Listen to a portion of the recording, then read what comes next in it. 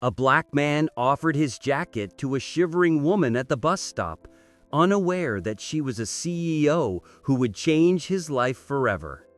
He only had one jacket to face the harshest winter in decades. Even so, he decided to give it to a shivering stranger at the bus stop. What Leon Reynolds didn't know was that this simple gesture of kindness would not only warm a stranger that night, but ignite a turnaround that would completely transform his life devastated by injustice. The wind cut like a razor through the streets of Westridge, a city known for its towering skyscrapers and the gulf between rich and poor. The snow fell relentlessly, turning the concrete into a white carpet that hid the filth of the metropolis. In the small shelter of the Windsor Avenue bus stop, Leon Reynolds, 38, held tightly against his chest a battered briefcase containing the last vestiges of his brilliant career as an architect. 6 negative responses, 6 doors closed without explanation, 6 looks that changed from interested to suspicious as soon as he entered the interview rooms. The same story had been repeated ever since Victor Dalton, his former boss, had spread the rumor that he had stolen projects from the company. A lie, an accusation without proof, a black man too talented for the comfort of his white superior. The digital clock on the lamppost flashed 9:37 p.m. The last bus to the suburb where the small rented room he now called home was located was late. Leon adjusted the only jacket he still owned, a present from his son, Eli, on his last birthday before the 12-year-old moved in with his grandmother. "Until I can get back on my feet," he had promised. A promise that seemed further away with each failed interview. That's when she showed up. A woman of about 40, dressed in clothes that certainly cost more than her 3-month rent. High heels, impeccable tailoring, but no jacket. She walked hurriedly, clearly out of place in that part of town. Her luxury car, parked on the other side of the avenue, had smoke coming from the hood. The woman was beating her arms against her body, visibly trembling as she nervously checked her cell phone. Leon watched in silence. He did the mental calculations, his jacket against the cold he was used to enduring. "Excuse me," he said, approaching cautiously. He saw the look on her face, that look of apprehension he always got when he approached someone. "You look cold. Would you like to wear my jacket while you wait?" She hesitated, surprised. "Thanks, but I can't take it. You're also waiting in the cold." "I'm used to it," Leon gave a tired smile. "Besides, I get the impression that you don't usually wait at bus stops." Something in his voice, the dignity intact despite the circumstances, made her take a closer look. There was no pity in his gaze, but something different. Respect, perhaps. "Sophia Laurent," she introduced herself, holding out her hand. "Leon Reynolds," he replied, removing his jacket and gently offering it to her. She accepted it this time, wrapping herself in the worn fabric that still held the warmth of his body. "Thank you, Leon. That's unexpected." As they chatted about the weather and the late bus, Leon didn't notice the small drawing that fell out of his pocket. A hand-drawn architectural project with a dedication in the corner. "To the best architect in the world. I love you, Dad. Eli." Sophia picked it up discreetly, her eyes widening as she recognized the unmistakable style of the floor plan. It was revolutionary, innovative, exactly the kind of design her company had been looking for months. "Are you an architect?" she asked, handing the paper back. Leon's smile disappeared. "That was a while ago." The headlights of the bus illuminated the stop, interrupting the conversation. Sophia returned the jacket, took a business card out of her bag, and put it in his pocket. Maybe we can continue this conversation another time. Somewhere warmer, she said, before getting on the bus. Leon put the card away, without looking at it, like so many others he had collected from people who promised to call, but never did. He didn't know that he had just met the CEO of Laron Innovations, one of the largest sustainable architecture companies in the country. He didn't know that the drawing she had seen by accident would be the key to starting over. And she certainly didn't imagine that her old jacket would open doors that years of qualifications had failed to achieve. If you've ever wondered how a simple act of kindness can transform lives, keep following this story that has only just begun. Don't forget to subscribe to the channel so you don't miss the next chapter. What did Sophia see in that drawing that so intrigued her? Why was a talented architect like Leon unemployed? And what would happen when he found out who the woman he had offered his only jacket to on a freezing night really was? The rain was beginning to turn to hail when Leon finally pushed open the worn door of his apartment, a small studio in a renovated basement, poorly lit and with damp stains on the walls. He threw his battered briefcase on the table and let himself fall heavily into the only chair he had. He pulled a $5 bill out of his pocket, all he had left until the end of the week. The phone rang. It was Dr. Harris, Eli's grandmother. "Leon, the school principal called again. Eli got into another fight. Is he all right?" "Yes, but..." "Leon, he's defending his honor. A colleague said his father was a thief." The 67-year-old's voice shook. "Victor Dalton was at school yesterday. His son studies there now. It seems he told the story of the dismissal for theft to other parents." The fury that Leon had kept contained exploded in his chest. It wasn't enough to destroy his career. Dalton was now attacking his son. He took a deep breath, trying to calm his voice. "Can I speak to Eli?" The boy answered with a broken voice. "Dad, I know you didn't steal anything." "Of course not, son." "Then why doesn't anyone believe you?" The words hit Leon like daggers. How do you explain racial injustice to a 12-year-old? How to say that in a world of Victor Daltons, a black man's word rarely carried the same weight? The next morning, Leon woke up determined. He pulled Sophia Lawrence's card out of his jacket. CEO of Laron Innovations, it said in gold letters. His first reaction was to laugh bitterly. Just another white executive pretending to be nice. Probably. But something in the memory of her gaze made him hesitate. There was no pity there. There was genuine curiosity. He typed in the name of the company. The website showed an impressive building made entirely of sustainable materials, revolutionizing architecture with environmental awareness. It was exactly the kind of company Leon had dreamed of working for before Dalton ruined everything. The phone rang again. "Mr. Reynolds, this is Rachel from Dalton Architecture. Mr. Dalton would like to meet you." Leon froze. After destroying his reputation, what more did Dalton want? The Dalton Architecture office was the embodiment of corporate power, glass, steel, and arrogance. On the 42nd floor, Victor Dalton, 52, with gray hair and a look of superiority, was waiting for him. "Leon, how nice of you to come," he said with a rehearsed smile. "I'll get straight to the point. We won the contract for the West Ridge Cultural Center, but we need a certain innovative approach." Leon felt his blood run cold.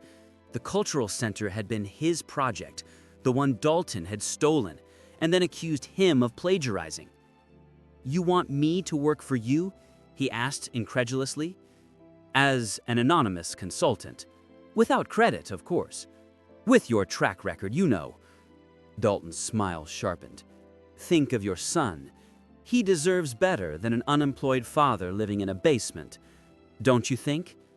The humiliation was calculated, precise as a scalpel.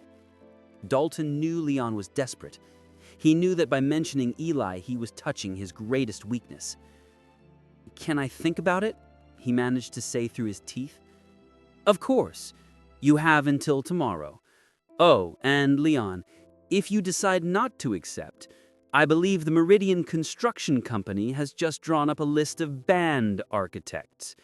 It would be a shame if your name was on it, wouldn't it? Leon staggered out of the building, the threat hanging over him like a toxic cloud. Meridian was the largest construction company in the region. If he got on their blacklist, he'd never work in the city again. That's when his cell phone rang, an unknown number. Mr. Reynolds, this is Zoe Mills, Mrs. Lawrence's assistant at Laron Innovations. She'd like to invite you for lunch tomorrow. Fate seemed to laugh at him. 2 meetings, 2 companies, 2 completely different paths. One, the path of continuous humiliation under the boot of Victor Dalton. The other, a mystery. That night, Leon stared at the peeling ceiling of his apartment. In his pocket, the Laron Innovations card seemed to weigh like lead. On his cell phone, Dalton's message demanding an answer. In his mind, Eli's face asking when he could come home. On the other side of the city, on the 50th floor of the Laron Tower, Sophia was examining the small drawing she had discreetly photographed at the bus stop. Next to her, James Chun, her project director, looked impressed. This is exactly what we need for the Phoenix project, he said. Who is this guy? Someone who gave his only jacket to a stranger, Sophia replied, without taking her eyes off the drawing. I found out that he used to work at Dalton Architecture until he was fired for alleged plagiarism charges. Dalton, James frowned. That arrogant racist? I'm not surprised. He has a history of stealing ideas from Black and Latino employees. Well, tomorrow we'll meet Leon Reynolds in person, Sophia smiled, and I have a feeling Victor Dalton won't like that at all. What Sophia didn't know was that at that very moment, Victor Dalton was in his office, furiously staring at an email from the West Ridge Cultural Center Committee. The project had been rejected for lack of originality, and the committee was considering other companies, including Laron Innovations. Dalton's fury grew when his assistant entered the room. Sir, I've just had a call. Laron Innovations is trying to contact Leon Reynolds for a meeting. Dalton's face hardened. Was it just a coincidence? Or was his former employee out for revenge? Not even Leon knew that by offering his jacket to a stranger that cold night, he had started a silent war between 2 of the most powerful businessmen in the city. A war in which he would unwittingly become the most valuable weapon. What would Leon choose? Accept Dalton's humiliation for a salary that would allow him to bring his son back home? Or risk everything on Sophia Lawrence's mysterious proposal? And what would happen when he discovered that his simple act of kindness had set in motion forces capable of bringing down corporate empires? The Skyline restaurant on the 47th floor of the Horizon building was no place for people like Leon Reynolds. With executives in expensive suits and women with exorbitant jewelry, he looked like a fish out of water. His rough hands uncomfortably gripped the menu without prices, never a good sign. Mr. Reynolds? Sophia Laron approached, elegant in her white ensemble, accompanied by a serious-looking Asian man. This is James Chun, my project director. After the perfunctory requests, Sophia got straight to the point, showing a photo of the drawing that had fallen out of Leon's pocket. This is extraordinary, she commented. This approach to ventilation integrated into the structure. Revolutionary. Leon frowned. It's just a drawing by my son. Based on your original design for the West Ridge Cultural Center, James interrupted, placing a folder on the table. We found your original submission in the town hall archives, before Dalton's modifications. Leon's heart raced. Finally, someone had found proof. Mr. Reynolds, we want you to lead our team for the West Ridge Cultural Center. The commission reopened the bidding after Dalton's project was rejected. The offer was surreal. 3 times the salary, full benefits, full recognition for the design. Why? Asked Leon, still suspicious. Because genuine talent is rare, replied Sophia. and because companies like Dalton's can't go on stealing with impunity. That afternoon, as he was leaving the restaurant, Leon noticed a black car following him. He tried to shake it off by turning random corners, but the vehicle persisted until it stopped abruptly in front of him. Victor Dalton emerged, his face contorted with fury. "So this is how you thank me, by running to my competitor?" "How did you know?" "This city belongs to me, Reynolds. Nothing happens here without me knowing about it." Dalton advanced, cornering Leon against a wall. "Do you think a company like Laurent is going to trust a black man accused of theft? They're just using you to get to me." "Back off," Leon replied calmly. "You heard my offer yesterday." "It was your last chance," Dalton hissed. "Now I'm going to make sure you never work in this country again." "I'm not afraid of you." "You should be." Dalton's smile turned cruel. "Your son goes to Columbus Middle School, doesn't he? It would be a shame if the school found out that his father has a criminal record." Leon's blood ran cold. "What are you saying?" "Maybe a little accident with some documents." Dalton shrugged. "Who would believe you against me?" That night was the longest in Leon's life. The threat against Eli tormented him. When Sophia called worriedly, telling him that Dalton was spreading rumors in the project committee, Leon made up his mind. "I need your help," he said. "I have an idea."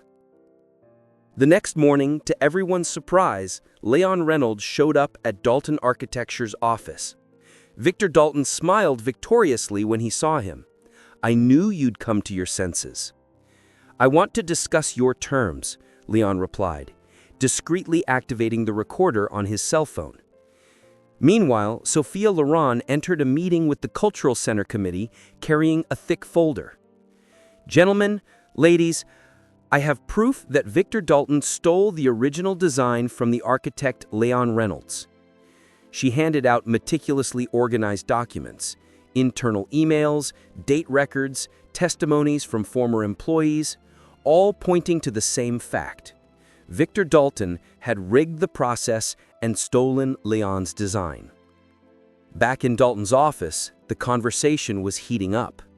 "Sign here," Dalton pushed in the contract.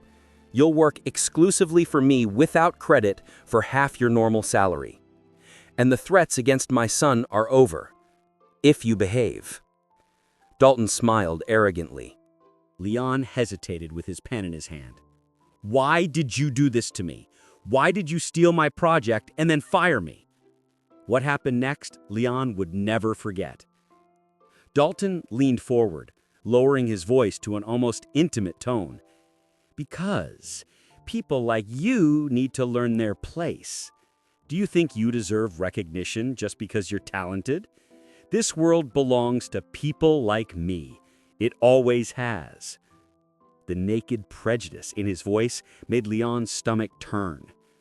"You should thank me," Dalton continued. "I'm giving you a second chance, even after the theft you committed. We both know I never stole anything." "That doesn't matter," Dalton laughed. "What matters is who people believe, and they'll always believe me." Leon stood up slowly. "Actually, Dalton, it does matter." Just then, the office door opened. Sophia Laurent entered, followed by James Chen and two men in suits, one of them holding a police ID. "Victor Dalton," said the detective, "we'd like to ask you a few questions about charges of fraud, extortion, and falsifying documents." Dalton's face paled when he saw the tape recorder in Leon's hand. "You can't prove anything," he shot back, trying to keep his composure. "Actually," Sophia replied calmly, handing the detective a folder, "we can prove everything." Dalton's reaction was instantaneous and violent. In one sudden movement, he threw the computer on the floor and lunged at Leon, trying to snatch the cell phone out of his hand. "You're not going to knock me down," he shouted, punching Leon in the face. In the ensuing confusion, Dalton managed to escape through the emergency exit. leaving Leon with a cut on his forehead, but with the recording intact. "He won't get far," assured the detective, radioing for reinforcements. While paramedics treated his wound, Leon received a message that chilled his blood. "Leon, come quickly. Something's happened at Eli's school." His heart raced. Had Dalton made good on his last threat? The world seemed to spin in slow motion as Leon tried to understand what was happening. Would his victory against Dalton be complete, or would he lose what mattered most, his son? The race against time had only just begun, and even with all the evidence gathered, Leon knew that some wounds might never fully heal. What awaited him at Eli's school, and how would a man who had just regained his professional dignity deal with the possibility of losing something infinitely more valuable? Leon arrived at Eli's school with his heart in his throat. The courtyard was deserted except for a group of adults gathered near the entrance. He immediately recognized Dr. Harris, Principal Johnson, and to his surprise, his son, who seemed fine. Next to them, a man in handcuffs was being escorted by 2 policemen. It wasn't Dalton. "Dad!" Eli ran towards him, hugging him tightly. "You won't believe it!" Principal Johnson approached with a grave expression. "Mr. Reynolds, this man tried to enter the school claiming to be an employee of the Department of Justice with falsified documents about you. Thanks to your son, he has been apprehended." Leon looked at Eli confused. The boy smiled. "He said he was from the government, but asked where I was using my last name. I remembered what you taught me about people trying to get personal information, and I told the teacher." The officer explained. The suspect confessed to having been hired by Victor Dalton to plant false documents in the school register. His former assistant has also just provided evidence of other similar cases. Leon hugged his son again, silent tears flowing. "You were smarter than all of us." The following week, the local newspapers carried headlines about Victor Dalton's arrest. Renowned architect arrested for fraud, extortion, and document forgery was just the first. Dalton Architecture imploded when other former employees, encouraged by Leon's example, went public with their stories. 6 months later, Leon Reynolds was in his new office at Laron Innovations. Through the panoramic window, he could see the Westridge Cultural Center taking shape. His original project, now improved, becoming a reality under his direction. "Daddy, look at this!" Eli ran in, waving a newspaper. "You're on the cover of Architectural Digest magazine." The headline read, "Renowned architect arrested for fraud, extortion, and document forgery was just the first. Dalton Architecture imploded when other former employees, encouraged by Leon's example, went public with their stories." 6 months later, Leon Reynolds was in his new office at Laron Innovations. Through the panoramic window, he could see the Westridge Cultural Center taking shape. His original project, now improved, becoming a reality under his direction. "Daddy, look at this!" Eli ran in, waving a newspaper. "You're on the cover of Architectural Digest magazine." The headline read, "Architectural Renaissance: How Leon Reynolds Revolutionizes Sustainable Design After Overcoming Industry Discrimination." Leon smiled at his son. 3 months ago, they had moved into a comfortable apartment near Eli's school. The nights in cars and basements were now just distant memories. There was a soft knock on the door. Sophia Laron entered, impeccable as ever. "The Cultural Center Committee wants to bring the opening forward," she announced. "They're impressed with the pace of the work." Their eyes met for a moment, charged with something beyond the professional relationship they had carefully cultivated over the last few months. "Leon, there's something else," she continued. "Victor Dalton wants to make a deal. He's offering a full confession in exchange for a reduced sentence. What do you think?" asked Leon. "I think justice is not about revenge, but about restoration. Your reputation is restored. Your future is secure." Leon nodded. "Tell them I don't object." That evening, while helping Eli with his homework, Leon received a message. It was an invitation to speak at Columbus Middle School about professional ethics and overcoming prejudice. "Are you going to accept?" asked Eli. "I will," Leon replied, watching his son, who had inherited his resilience and sense of justice. Some stories need to be told. 2 weeks later, Leon stepped onto the stage of the school auditorium. Hundreds of young faces watched him curiously. Among the crowd, he saw Sophia, who waved discreetly. "My story begins with a jacket, the only one I owned on a night that was colder than I could bear."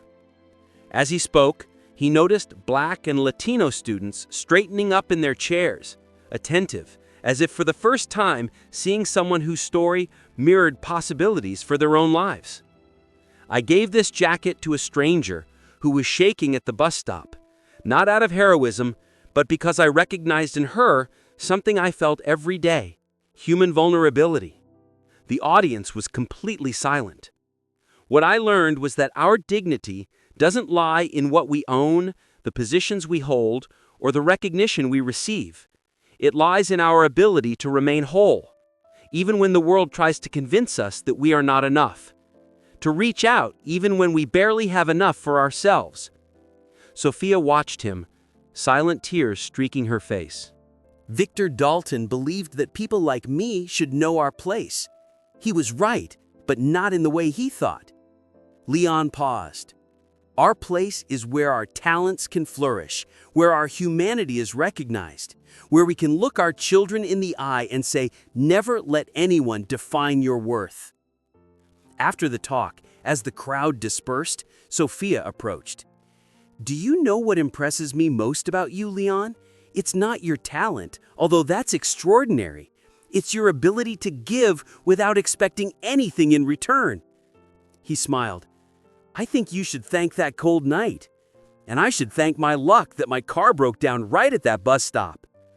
Their fingers touched lightly, a start as simple as offering a jacket to a stranger on a freezing night. As they walked out together, Leon saw Eli chatting animatedly with other students, no longer the boy defending a wrongly accused father, but a young man proud of his story. That day, everyone understood that true justice does not lie in defeating opponents, but in rebuilding what has been unjustly destroyed. That dignity is not just a right, but a strength that no one can really take away from you. And that sometimes it's precisely when we strip away what little we have that we discover who we really are. If this story about a simple act of kindness that sparked a transformation has touched your heart, don't forget to leave a comment, like, and subscribe to the channel. Stories like this remind us that even in the coldest moments of our lives, a small gesture can ignite flames capable of lighting up entire paths.